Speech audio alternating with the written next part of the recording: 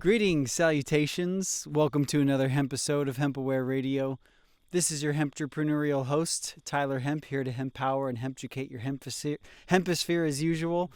And we've got a different format today. Usually this is just audio, and I'm super stoked to have lifelong friends. We originally met back in 2005. And this is Denny Finneran.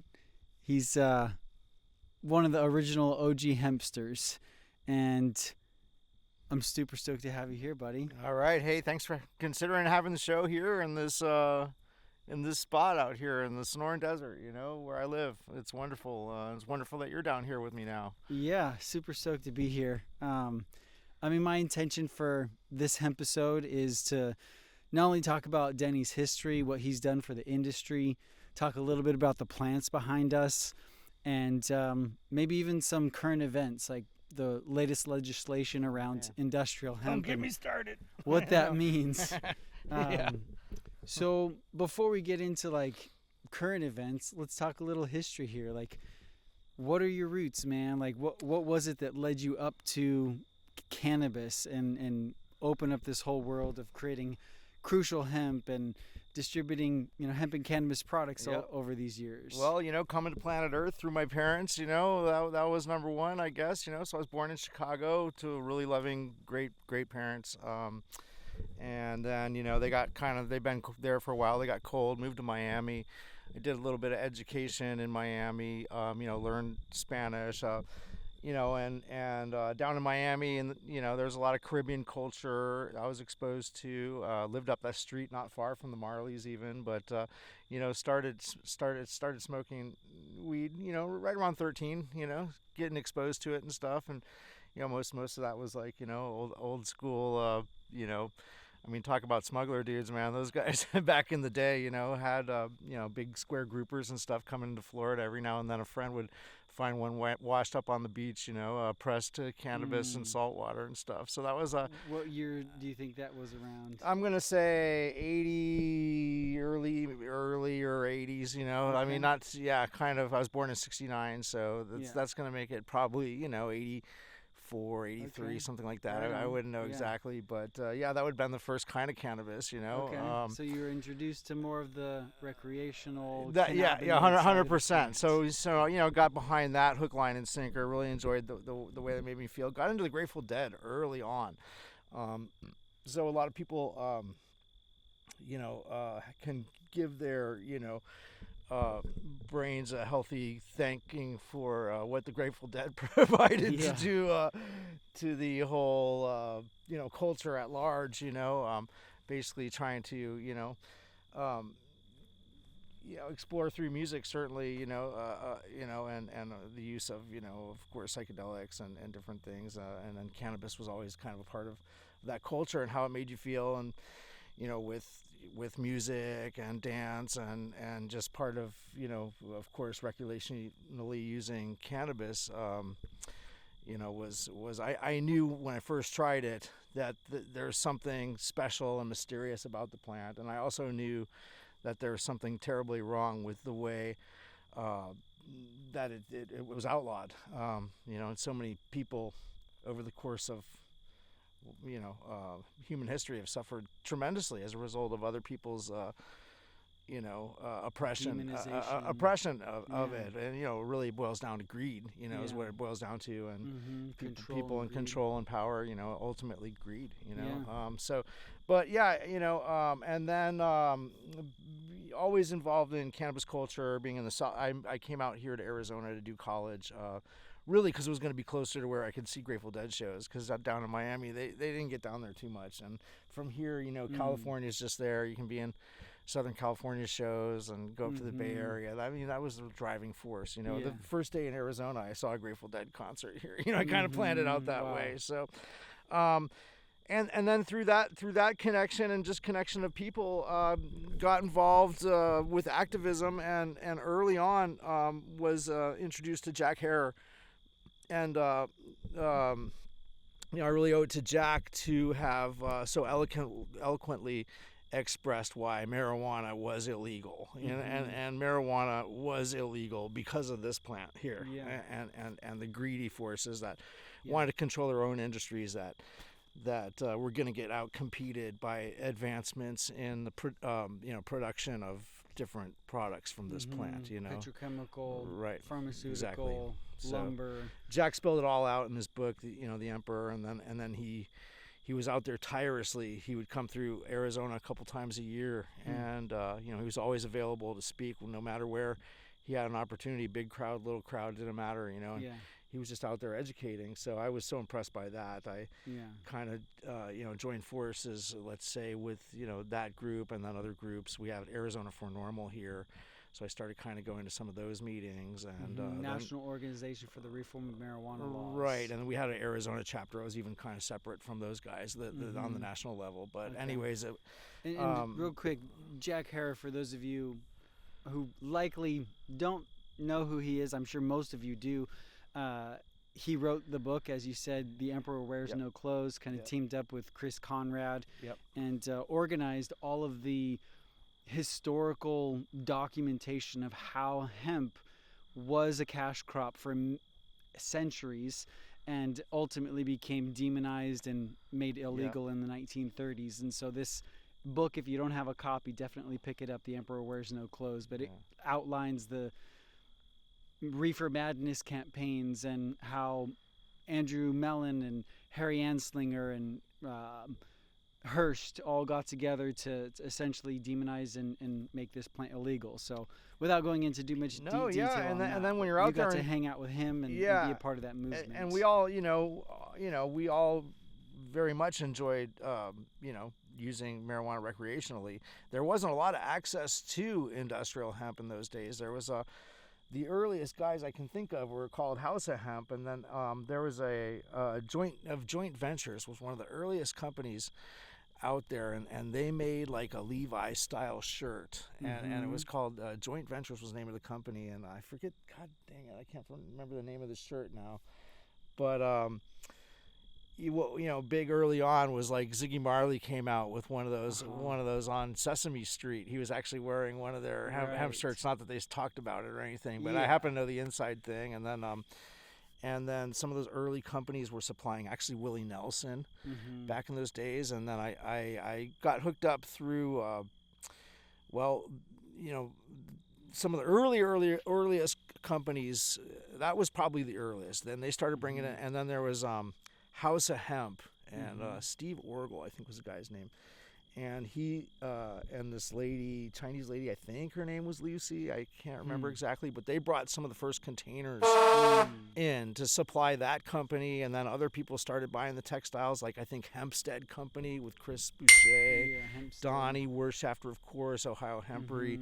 Really important to us here was Christine Bowling and Patrick, her husband. They had Coalition for Hemp Awareness down here in Arizona.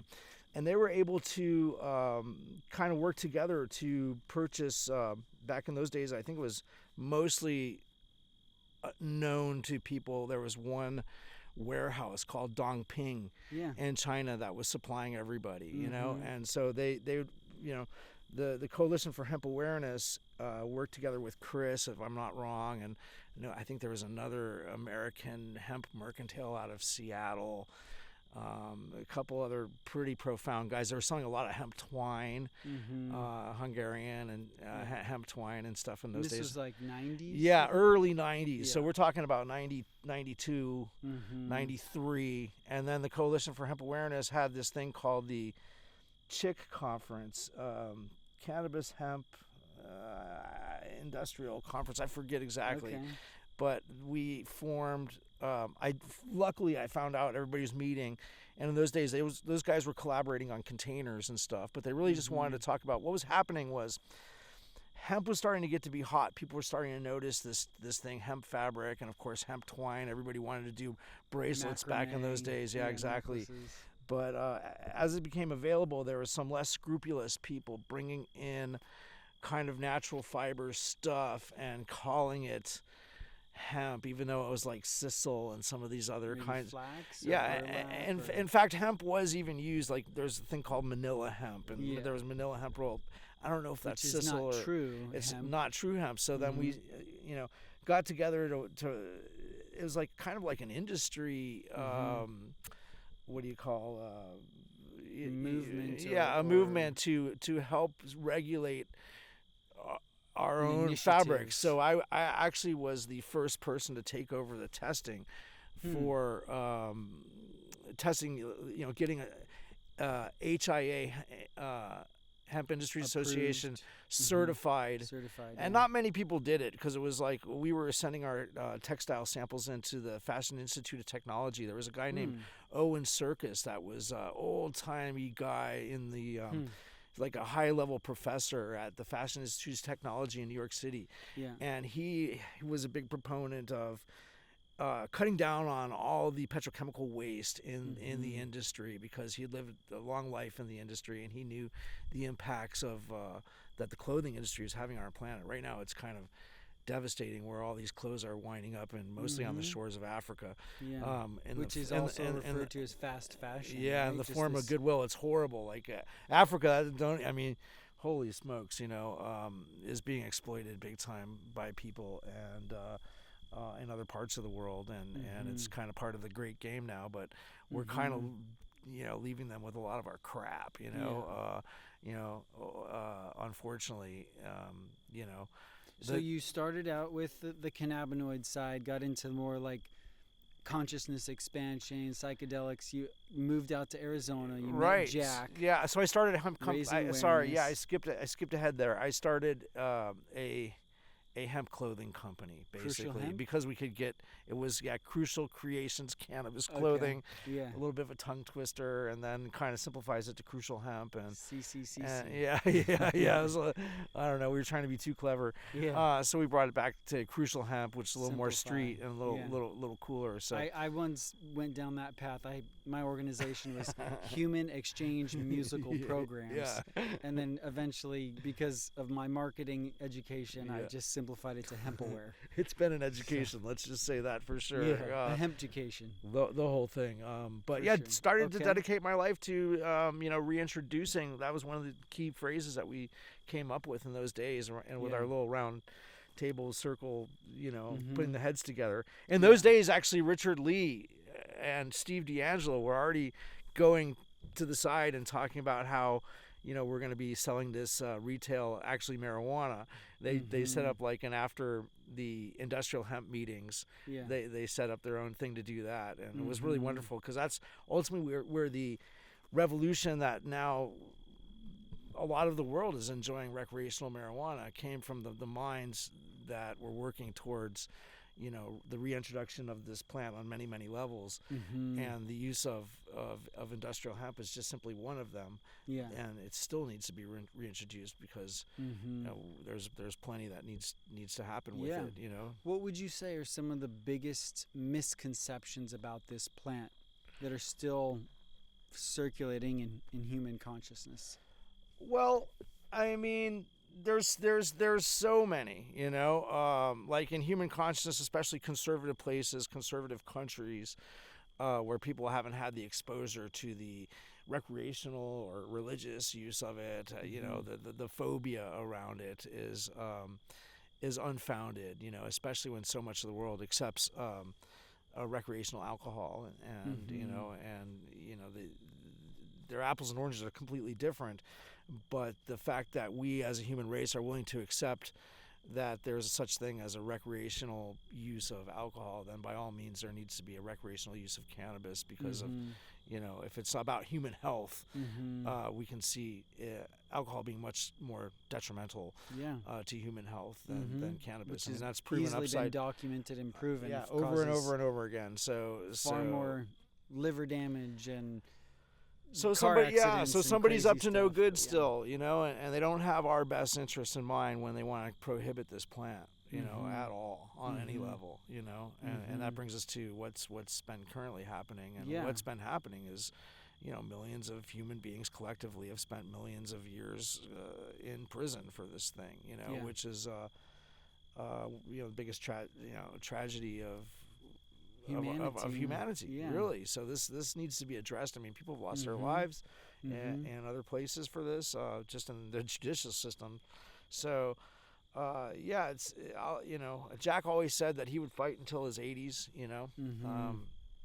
I don't know if it was 81, 82, but him and his buddy Ed, that they had this smoke shop in Venice, and they came up with the whole concept of trying to expose this thing. And he had a show called Time for Hemp, I think. Is that what it is? I think so, yeah. It was Captain Ed. Captain Ed, yeah. Captain Ed. So those guys had made a vow to stick with it until sometime in their 80s, and then they'd be able to retire. So there's still a lot of work to do, and I feel like I could kind of try to sign up for that program too. So I want to reintroduce this. I just had a party here actually where people could come and see and walk around this, and people that I don't know, but it's kind of an open invitation through my Instagram account, which is some people thought that was a little nuts, but I mean, hey, people need to see this. One of the most healing things about this plant is being with the plant as its living entity, and experiencing the different the different terpenes and the different just vibration that the plant gives off is amazing. I mean, this is amazing. And then it just wants to share with us right here. I can't think that some of these chemical compounds are just interacting with us as we just kind of chill here. It's so interesting that our cannabinoid system, we have an internal system that was named after this plant. Right. Most people don't know that. Right. And the word cannabis, the origin of it is canna as in canine, and bis as in two. Shout out to Two Star Dog. Yeah. Anyways. And so some say the Dogon tribe in Africa claims that the cannabis plant originally comes from the 2-star system from Canis Major, which is Sirius. Yes. Sirius has a 2-star system, so the cannabis plant, the 2-dog plant, comes from the 2-dog star in the constellation Canis Major. And the word cannabinoid is a conjugation of cannabin, as in cannabis, and oid, which is a Greek word oidos, which means wisdom. Okay. So it's like these wisdom molecules that go into our system and literally affect every system, the major systems of the body, the immune system, the skeletal system, the nervous system, like, the brain, the blood, like it can infuse and affect and bring wisdom to the cells for the whole body. So it's so fascinating that we have an internal system named after this plant. Right. So before we get into this specific field here, I want to ask you a little bit more about like hemp itself, the benefits, the value. Like, what do you think of all the uses from food, shelter, clothing, energy, plastics, medicine, fuel? What do you feel like is the one thing, if all of humanity could grasp the importance of this plant for one benefit or use, what do you think that would be? Well, the coolest use that I heard, and I'm like a lay person, I'm not very scientific, and so it's hard for me to really explain what these guys are, or at least were doing at one point. It's definitely one of the neatest things I've heard about. Is it the best? I don't know. Can I go for two things that I think are great? Right? Okay. Yeah. I mean, there's so many great things. I mean, thousands and thousands upon thousands of uses. Currently, it's being used for thousands of things. I mean, it's being used for mannequins. You know what I mean? Yeah. Actually, they need hemp to build a mannequin. Go figure. No. What I think is the coolest that I heard about was there's a rare earth mineral called graphene. And graphene apparently is used in, I'm going to start using terms I don't understand. I hate doing that. But apparently in the supercapacitor phase of storing energy in a battery on a molecular level, there's a substance called graphene where the electrons are able to be stored while they're not being discharged, and then they get discharged, and that's kind of how batteries work, I guess. I don't really totally understand it. Yeah. But graphene is a thing that they use, and it's very, very, very, very expensive, and it's caused a lot of destruction to mine it, apparently. Not graphite like the pencil, but graphene, right? Yeah. That's what we're talking about. And of course, renewable energy is one of the things that we're going to need to get into for sure, because obviously at some point humans are going to run out of petrol, this stuff, under the ground. So what I've heard is that hemp fiber on a molecular level acts akin to the substance called graphene and can be used to actually store energy in batteries, and we can grow it as opposed to mine it. Right. I don't know how much we need or what, but that's a very cool use. For sure. For years energy. Energy and energy everywhere is kind of an old saying, like get it's it all from the sun and it's store all it in the energy, cells right? So with the hemp. I mean, look, I put these plants in the ground in this harsh desert here in the middle of the hottest part of the desert. We usually get a monsoon season, but I scattered these seeds in the middle of July, right? Wow. And I didn't take. How hot was it at that It was point? like 108 or something crazy. Incredible, you know what I mean? Yeah. But I scattered them around. I didn't put a lot of energy into it, but the plants gave us a lot of energy, which is amazing in a pretty short amount of time. I think we're just a few months after that now, so it's ready to harvest. It's given us all the seed, all the stuff. But so what's the second thing? Biomass, right? Hemp is a biomass. Like if we were growing this, now there's all this research been done. It takes less than cotton for fiber, all that, as far as water and nutrients and all this stuff. I mean, that's all semi-debatable until we really get really down with it and do a lot more studies, because it hasn't been able to be studied for so long. So now we really need to do all that and figure out what's what. But there's certain parts of the country that are super suited to having a lot of this stuff, right? And there's a technique for making electricity called pyrolysis, where you use wood gas. In fact, there's all these plans, and then during World War II, all European countries were, using wood gas, even for their motor vehicles and every other thing. So simply by using wood gas, we are actually making biochar. We're sequestering carbon while we're burning wood gas, right? And we're able to extract the energy that's being digested from the molecular decomposition of this crop that we could be growing, and then we could be using it to spin the wheel, as they say, to make electricity for our homes. So I think that's an interesting thing to think about. Yeah, I've asked that question to many hempsters over the years, and no one has said those two things. And what I love about what you're describing is they're both energy related. Well, we see how much energy we use. I use a ton, you know what I mean? Myself personally. Yeah. So if we could be using plants and the sun and working with these plants to make energy for our needs, I mean, that's pretty huge, The rest of it is great, let's make clothing and phytoremediation. Let's smoke the stuff and have fun, all that. It's great, you know what I mean? That's awesome. Okay, so to get into kind of what you're doing these days, like you had Crucial Hemp, you had multiple projects over the years. You've been an incredible cannabis farmer and traveled the world growing cannabis all over. Yes. Like lately, what is it that you've been focused on that's really important to you? Education of the local community here and getting people involved and being with it. And so this crop is almost like a demonstration thing, and I'm the director of the thing, and for me to be able to have people come here, see this, and do it is wonderful. I'm also, at the same time, taking these all the way to seed. It's a variety from southern China, and it may or may not be the thing that's going to be carried on here in the desert. So in other words, the genetics may or may not be suited for this climate. Yeah, so we're trying to find out about all that kind of stuff, and now with the whole cannabinoid crisis and the what do you mean by that? The hemp bill, the hemp farm bill, and all that, the redefinition of it. It's probably I bet you even like the most benign fiber crop is probably going to wind up testing hot. I mean, I have no way of knowing that until it actually goes in front of the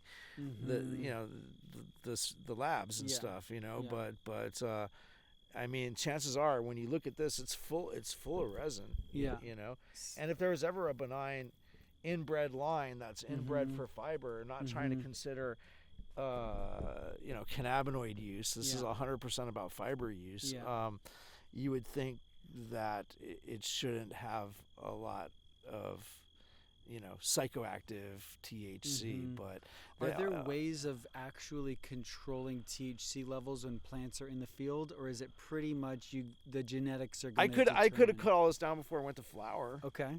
But as soon as the flowers start to happen, that they build up resin no matter what variety it is. It could be fiber, it could be whatever, and then those resins are full of some kind of cannabinoids. That's just kind of how it goes, and there's no again, but you still have to produce the seeds, even if you want to grow a fiber crop that in fact the finest quality Italian textiles were made from very densely planted crops, not grown very tall, and that were not in flower. That's the finest textile because grade. The older the fiber gets, you have these branches, and the branches, every time you get a branch like this, you have what's a slub in the textile and stuff, you know what I mean? So you want it really close together. Yeah. Like way more dense than this, and not as tall and not gone into flower. If you were to extrapolate how many seeds per acre you planted here, I know it's not a full acre. 1 million. You would do 1 million seeds an acre or more. You know what I mean? Which is probably like maybe 50 to 75 pounds. You're right. An acre. 50 is recommended. And with this desert, you're going to lose a lot just because it's so harsh. That's what's kind of cool about this experiment is whatever seeds we collect from here are from the surviving plants that dealt with a pretty harsh situation. So, so they're going to have those. I mean, I'm not going to run out and say by any means I'm any kind of breeder, but as far as producing seeds that are potentially going to be better for this environment, potentially, you know what I mean? I know it takes generations for real, but at the same time, we're headed in that direction with this, on a certain level, Right. But I'm interested maybe to see how fresh flowers do in a beer. I kind of like beer, you know what I mean? So maybe work with a local brewer to just get these fresh, or I've also been acting as a florist lately too, where I'm thinking about offering them as fresh flowers, like a bouquet, right? And other people want to get the leaves for juices, and actually these leaves also have been, they're eaten in Southeast Asian dishes like Cambodian and Thai people. Really, and it's small, and maybe there's some small cannabinoid effect that they get by eating these leaves, but I would argue it's more about the flavor. It's and for the soup. And so chlorophyll-y. Maybe if any Thai people want to reach out, and I know people you would have to be a little bit brave to go out there and do it, but folks are juicing this too. There's a lot of evidence that people get a lot of relief from all kinds of different things just by juicing the leaves, and certainly it's a huge chlorophyll dose no matter what. I mean, absolutely, it's got to be every bit as good for you as wheatgrass juice. Magnesium, silica, chlorophyll. You've got the phytonutrients, cannabinoids, terpenes, like this. So it might go in that direction, and here on the farm, I'm probably going to be doing hemp sprouts. Cool. I've worked with it a little bit, and I'm doing some R&D on hemp sprouts. And certainly, just keeping genetics going here. It does get quite cold in the winter here, so to keep something going. One of the more challenging things about growing any kind of cannabis in this place is the daylight hours that we have in southern Arizona. So that's. What do you mean by that? What I mean by that is these plants they react to how many daylight hours there are, more specifically how many hours of darkness there are in a day. Okay. And certain varieties of cannabis will want to have a flower response, so they won't be able to grow and get big as far as a biomass of the plant. They'll want to always kind of go into flower here. A lot of people I know have experienced that growing in any kind of cannabis in southern Arizona. And that's because there's longer periods of darkness. Yeah, where most of the genetics for modern cannabis are coming from, there's slightly more northern latitudes. They have longer summer days. Like Humboldt. They have a couple. They got like at least another hour and a half on us of like sunlight. Which makes a huge difference. You know, so. More cannabinoid production and less likely to go to right. So that's why typically, like at least in recreational cannabis here in Arizona, you have a lot of indoor operations. People are scared of our desert sun, our desert soil, but most complicated actually is the number of daylight hours, and I saw that when I did a kind of consultation grow for a couple months in Zimbabwe. Their longest day is only 13 hours, and you also see it in like Colombia, where in order to keep things in a vegetative state, you have lights and stuff. And now we're mostly talking about cannabinoid production, but even if you want to do fiber, you'd want to pick a variety that is maybe from the furthest south as you could go in China. That would be the place, right? Which is what you did, for right? These. Right, and then just hope that there's going to be like, everybody talks about auto flower and the recreational thing. This will be like auto veg is what you really want. So you really want like an auto veg to know that the plant is going to grow to a certain height before it goes into flower, so that you have something, especially in the case of fiber. So now, in terms of the latest legislation that's out there, oh man! Before we get into that, though, can you give us kind of a maybe 90-second version of like where hemp has come from and how it's evolved over the last thousands of years to becoming now legal, kind of, and then now almost maybe potentially becoming illegal again, or certain aspects of the plant? Like, maybe give us like that 90-second version of like 10,000 years ago we started in Mesopotamia growing cannabis, and then evolved with China and this. And so, like, give us kind of a rundown of like the legal history of hemp and cannabis. Right. So going way back, as far as earlier humans, I think I don't know exactly the dates, but definitely a couple thousand years ago. Anyways, there's definitely evidence in China and on the Central Asian steppe of definitely use of cannabis for textile and even Iceman, going way back. I think I had some cannabis with them in the form of a textile, simple textiles, because you can actually just make something fairly easily. Once you start messing around with the plant, you can all of a sudden realize that you do a couple little things and you've got this thing, this strong thing, just like that. You know what I mean? So right now you can see how this would be very useful when you're out hunting and gathering and stuff. To carry stuff around. I mean, I got my handbag here. It goes way back for clothing and for carrying stuff around. And then there's definitely evidence of using the flower tops for different things. There's clearly evidence, and I think it's somewhere in Central Asia, a Scythian culture. They kind of like to do what's similar to Mexican Temazcal or the Indian sweat lodge thing, where they put herbs on stones, and there's clear 100% clear evidence of that. And then when one of the earliest ways human beings would have interacted with this plant right here, right? These are full of seeds, so you're walking around, all of a sudden, you got a snack right here, and then at some point somebody probably, kind of got their hands sticky, and then maybe started licking and tasting the gum resin on their hands and stuff, and maybe probably started to eat it before smoking it for sure. You know what I mean? But then felt the medicinal effects of the plant and how it was beneficial. And so then at some point, that goes way, way earlier. But then as society starts to get more and more structured and people want to, put their different things in place. I mean, there's modern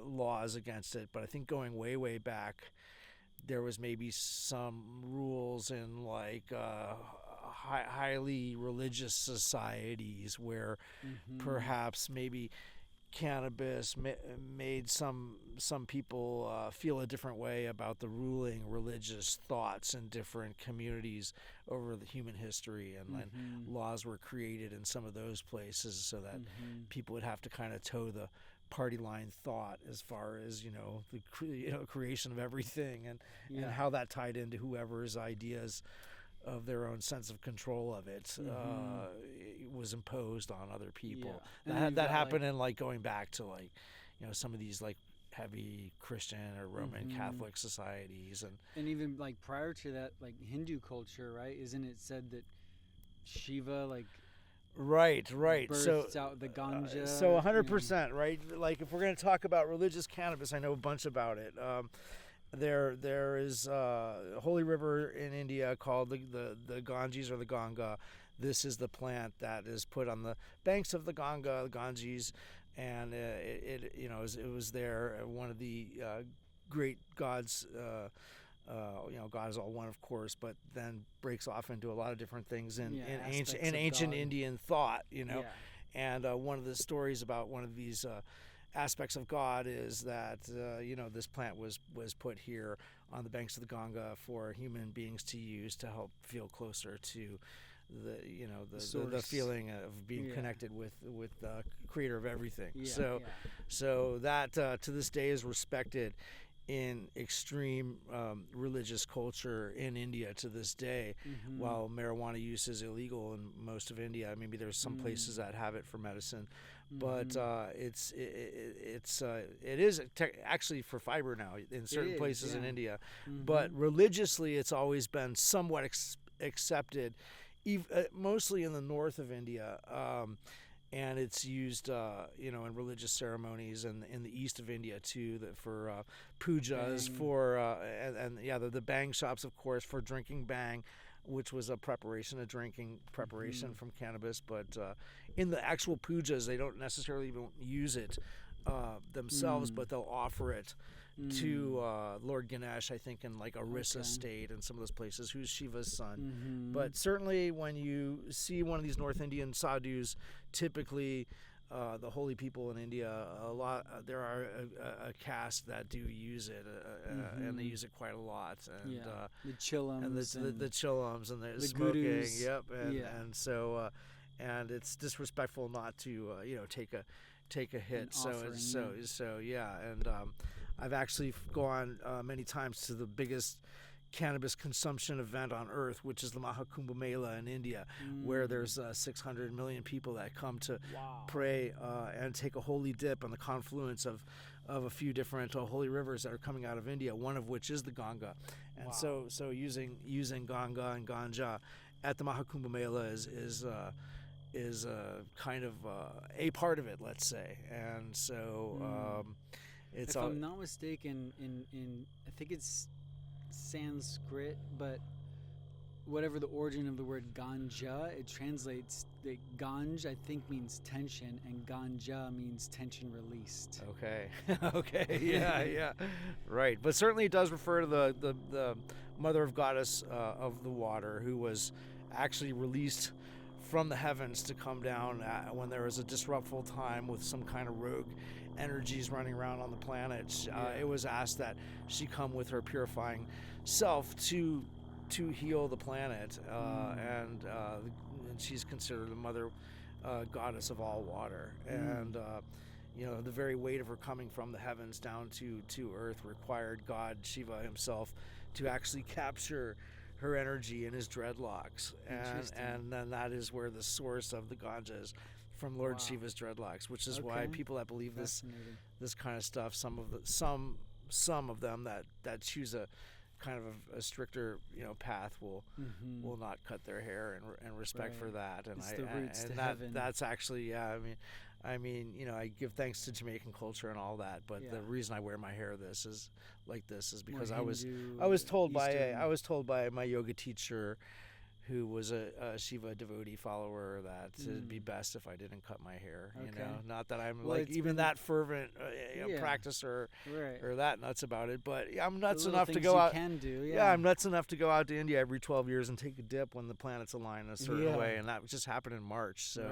I was really blessed to run out there for that. Yeah, it's also, this is speculation, at least on my part. Maybe there's history studies, but when you cut your hair, apparently you have more like psychological problems.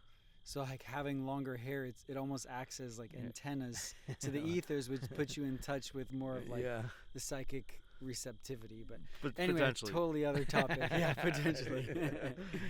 So now kind of getting back into the topic of history, we've gotten into Eastern culture. There's even like African culture, like Shashat, the goddess of mathematics and cannabis. She apparently had like a hemp leaf on her crown. Okay. Can you talk a little bit about African culture? How I can. I mean, you jack of all trades here when it comes to cannabis, but lifeline of experience there with, I was hired to do a job in Zimbabwe, and so I went out there to set up something basically from scratch to get cannabis to happen there. With their new laws, the government was really excited about people coming in and investing in cannabis. They were kind of fed the line that this is going to be the billions for you guys, and you know what I mean, and mostly by recreational cannabinoid people went there and kind of led the government a bit astray on what the expectations were. But some of these companies were getting set up, and there was a lot of money being thrown in, especially through like Canada. When Canada went legal, there was all this money to spend on all these crazy projects all over the world. And so I was I'm so into the plant. I love it so much. When somebody offered to pay me to go to Zimbabwe to grow cannabis, I couldn't believe that I wasn't going to have to pay. Right. You know what I mean? Because it was like, wow. Yeah. You mean that's you're going to pay me to do that? That's something. When it comes to work, it's like if I wouldn't pay to do something, I kind of almost don't want to do it.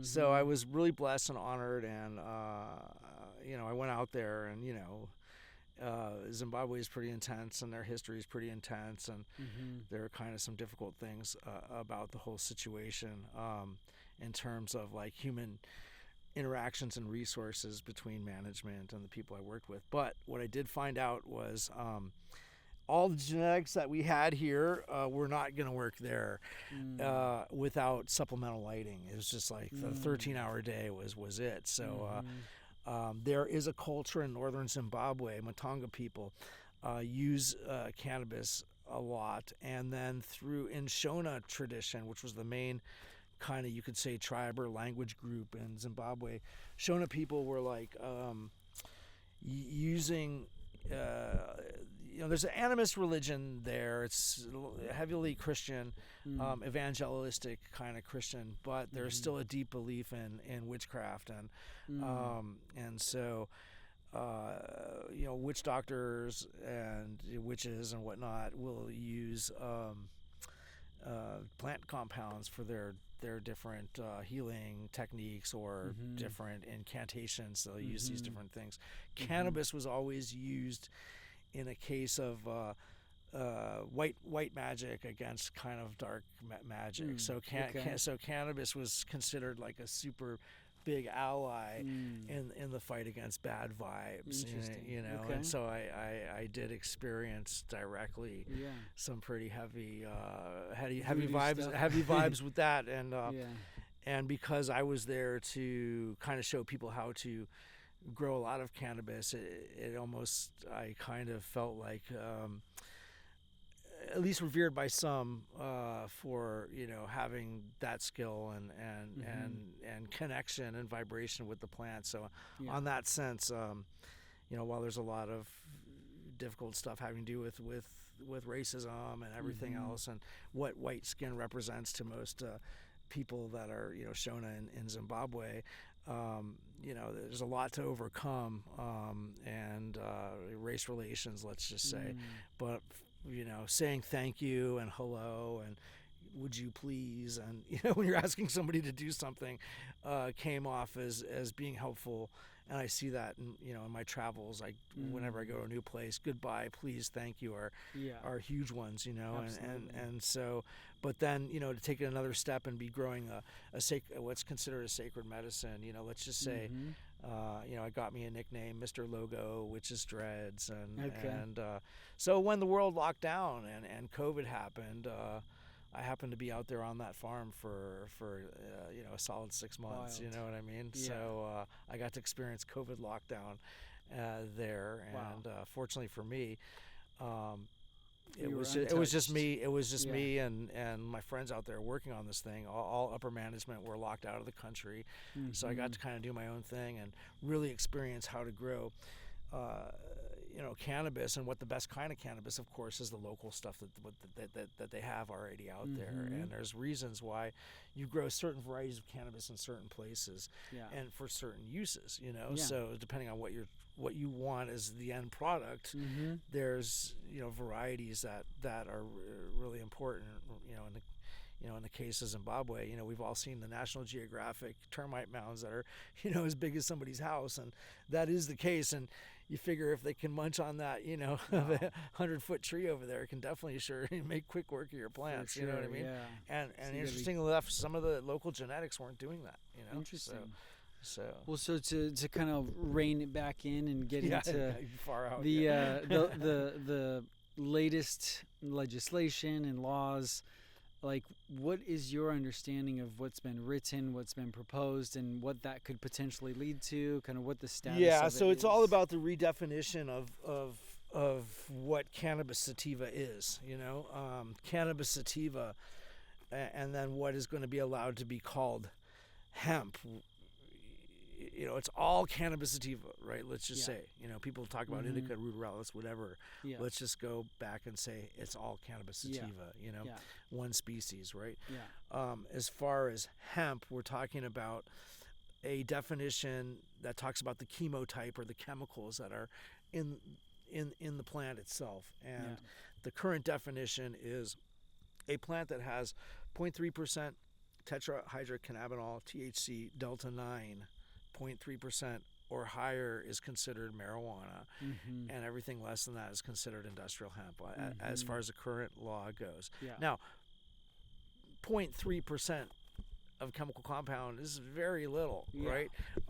Turns out there's a lot of confusion because the plant doesn't actually produce delta 9 THC. It produces tetrahydrocannabinolic acid, right? THCA. Which needs to get heated in order to become delta 9 psychoactive, delta 9 THC, right, and become psychoactive, right? Yeah.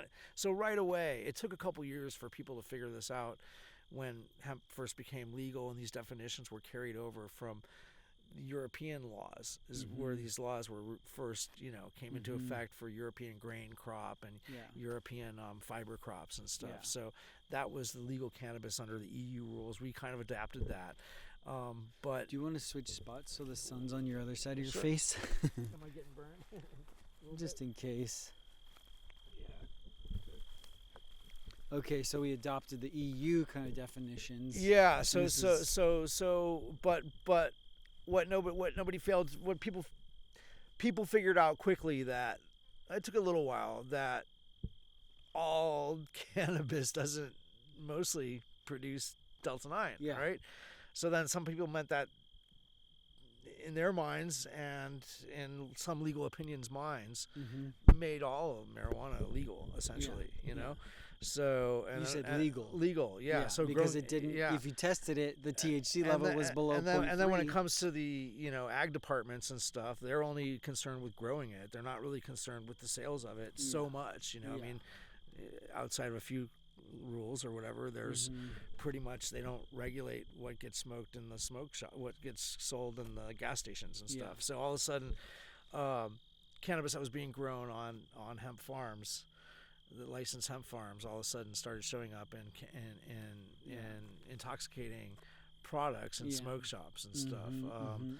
But so the problem is that it doesn't even, the problem is it's illegal in the first place. That's the problem, right? Yeah. Because Schedule so one what? drug. You know, if these things are for sale, maybe perhaps they shouldn't be sold to children or something. You know what I mean? It's kind of my opinion. Of course. You know what I mean? Yeah. And as far as who grows it and how it's grown and all that, as long as you're selling a good, clean product, this isn't poisonous. You know what I mean? By all means, it should be available. And and so, maybe that's a radical opinion or whatever. But grow it nice and have it available for sale anywhere. You know? Right. I mean, you grow poppy seeds. I mean, you grow cotton, tomatoes. Like it is an agricultural crop. Right. What you do with it's one thing, and certainly regulating the psychoactive components is necessary. Like, we don't want this getting into the hands of but lightly, it's like not any more than alcohol. Certainly, I guess even alcohol is kind of strict as far as the liquor licenses and stuff like that. And I'm not so sure that a farmer should be burdened with all this licensing to grow a crop. It just needs to be grown, and the regulation should happen more in the market, not so much in the field. Right, is kind of the point here. Because here's the problem now, right? With this new definition, they're saying, okay, I think up a 0.1%. I heard it's something like 0.4 now, which doesn't mean anything. No, doesn't change anything. And then, but what it does change is now instead of the Delta 9 cannabinoid, it's all THC compounds, and there's several different kinds of THC, but especially the THC now. THCV, THCA. Well, that will knock out pretty much everything. I'm guessing that, I could be wrong, that these plants that were only supposed to be fiber plants would be illegal. I'm guessing that because of the resins that are building up on these seed pods, it's possible that now this would be illegal, which is absolutely criminal ridiculous. Now, so many people have gotten relief from CBD chemical compound. Now, that was bred probably from plants that were high in THC. Maybe they were bred with fiber crops, but I kind of almost don't think so. I just kind of think that those were the unicorn plants that had high levels of CBD, low levels of THCA, and they became the ancestors of the cherry wines and all the stuff that was used to make the CBD products. And now all those they won't make it, and then the products being made from them for sure won't make it either, because what they're talking about is container amounts. Like you can only have 0.4 in a whole container, so there's no plants out there that are going to keep the levels that low. The only thing you can't grow them. That's the problem, right? So it's not natural. So what do you think needs to happen between now and a year from now, when they've pushed it out a year? The legislation's not in place yet. We have a year to. Well, the definition needs to be changed. 100%. The legal. What needs to happen is definition. I mean, I don't know if we're smart enough as a human race to just be like, hey, let's just free up the plant and let people do what they do with it. That's what needs to happen. That's the ideal situation. Let the plant free. Free it up. You know what I mean? And let the market decide who gets to play. Who gets to play with it. Don't make, like in Arizona, we have very restrictive, basically monopolized system when it comes to the recreational use of like the cannabinoid. And even therefore the medicinal side of it, it's all kind of a corrupt monopoly system in our state here. So so that's. So what can people do state by state? What actions could they take between now and the potential legislation? Well, certainly if there's any kind of local group that's doing something and it's reasonable, to get involved with that group, do your investigation homework. Hopefully those groups will allow for participation for folks that, let's say there's like, I think, if there's an industry group, like we had the Hemp Industries Association. We started all this big fight way back in the early 90s with Christy Bowling and all these guys, and like I said, Jack Hare, Chris Conrad, all the Eric old timers. Steenstra. Yeah, Eric Steenstra. So there's too many to. Candy Pen. So many to. Yeah, Candy Pen, Mary Kane, like Steve Levine. Yeah. So many people. It's way too many to mention. Richard Lee, of course. Yeah. Steve D'Angelo, of course. Yeah. All these guys, And the Bronners, of course. The Bronners, later when they came Yeah. through, and all certainly putting their money where their mouth was, and Yeah. we fought the DEA for hemp food, Mm-hmm. right? We they weren't going to let us have this grain here, right? Yeah. These grains to eat, Yeah. right? They weren't going to let us have this, Mhm. and we got this freed up. It still needed to come from Canada. Mm-hmm. Unbelievable. Right, but the reason we had it available to us is because you could smash the shell off and just get the nut out of it, right? Mm-hmm. This was called the hemp heart or the hemp nut, Yeah.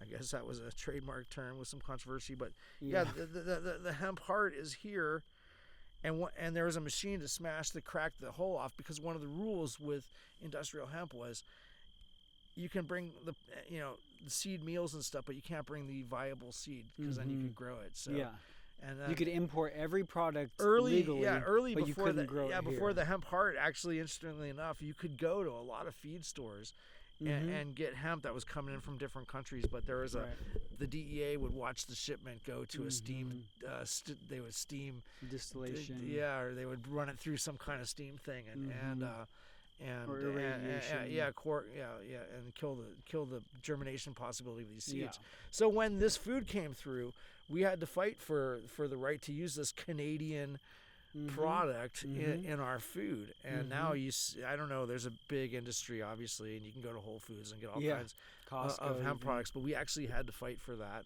And I personally, did a lot of work to make that happen along with David and Eric especially. So and John Rulak, I think, was a big part of that. So I mean, those guys way more, kind of every day able to articulate it better than me, but certainly all of us in the Hemp Industries Association work together on that. Absolutely. So to kind of come full circle and wrap up the hemp episode, and thank you so much for being a huge part of this movement. What if you were to share a message with every human being on the planet? You could whisper into their ear one thing about hemp or anything that you would want them to know. What would that message be that you would want them to hear? I mean, beyond hemp and everything, we're all human beings, man, on this planet, and just try to feel, a peace with the creator of everything, and realize that, you are loved, the universe is out there, created you, and do the best you can to do your duty on this earth and your service, and not be attached really too much to the fruits of it, and just kind of do and live together, and try, part of that is being peaceful with one another, so I would say that this planet has enough resources for everybody. Hemp is a big part of giving us so many resources: food, fiber, fuel, medicine, recreation. So keep informed with all that hemp is and all that hemp could be for you, and do what you can to keep it freed up, and just again help keep peace in your life with whatever it takes for you to do that. Absolutely. That's beautiful. It. Thank you, bro. Appreciate you. How can people find you? Where can they go online? Hire you? So I have Crucial Organics. Crucial Organics is now the latest incarnation of me messing around on Instagram. You know what I mean? It's kind of fun. So you can see some of my little folly there and whatnot. And I do have Crucial Hemp still. Okay. So I may do a relaunch of some textile stuff, but for the time being, we just have our CBD line. It's a full spectrum extract, which probably wouldn't make it in the new law. Because of the amount of THC that's in it. Even though overall weight per gram is less than 0.3% THC anything, it's still, by the time you have a bottle full of it, it's going to be enough to be an illegal product. Right. So crazy. So Crucial Hemp. Crucial Hemp. Organic. Crucial Organics AZ is the AZ is Instagram, your and I also Instagram. have a website, Crucial Organics. And if people want to hire you for consultations, farming, like hemp I say, business, cannabis. I'll travel. I'll definitely travel. So I'm Cool. happy to do projects. I'm kind of done a lot of these things where there's nothing there, and we go in and we set up a viable project with as limited inputs as possible, or local inputs is kind of a specialty. I like finding Awesome. local inputs and Cool. and trying to do things naturally Yeah. and inexpensively. Exactly. So Right on. yeah. Thanks everyone for tuning in to another Hemp episode of HempAware Radio. We'll see you on the next one. Peace out.